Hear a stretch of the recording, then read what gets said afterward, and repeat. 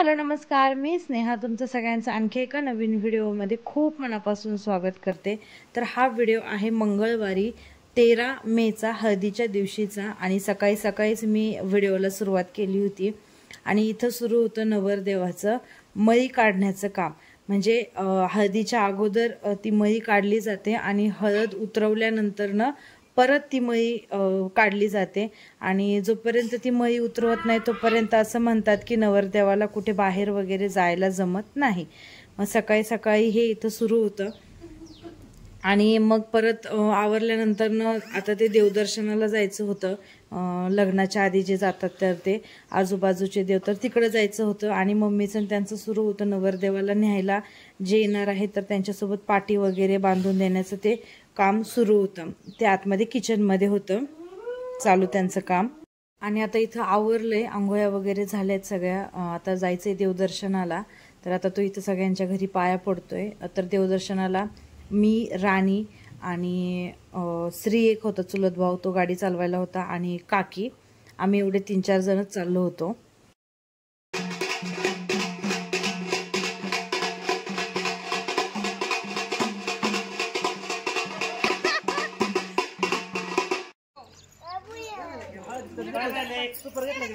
अंजू काकीने घेतलंय सगळं काय काय उठतो डोक्यावरती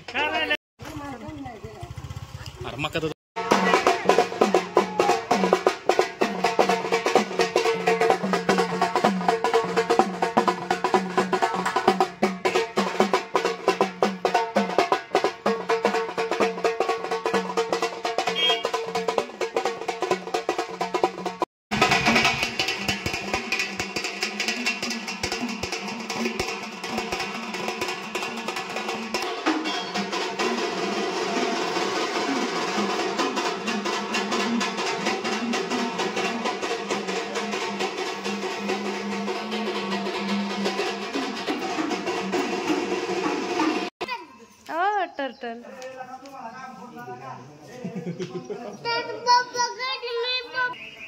खाली पायरी बघा हळूची ये ना।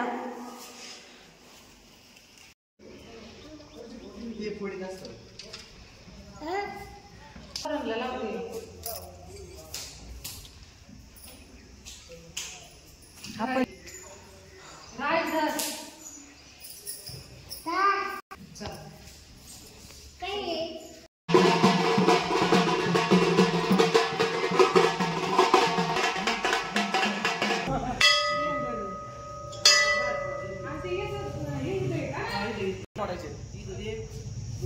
शनीला असतो नारळ।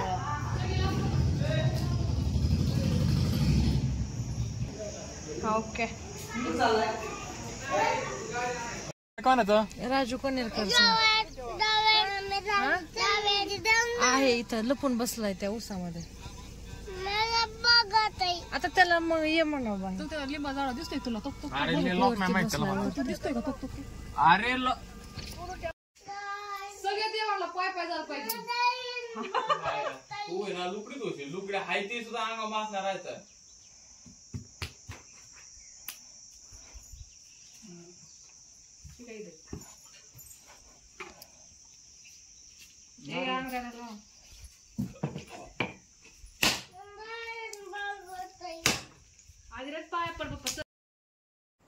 आणि सगळीकडचं दर्शन घेऊन झाल्यानंतर ना मग इथं आलो होतो बाबांचं दर्शन घ्यायला।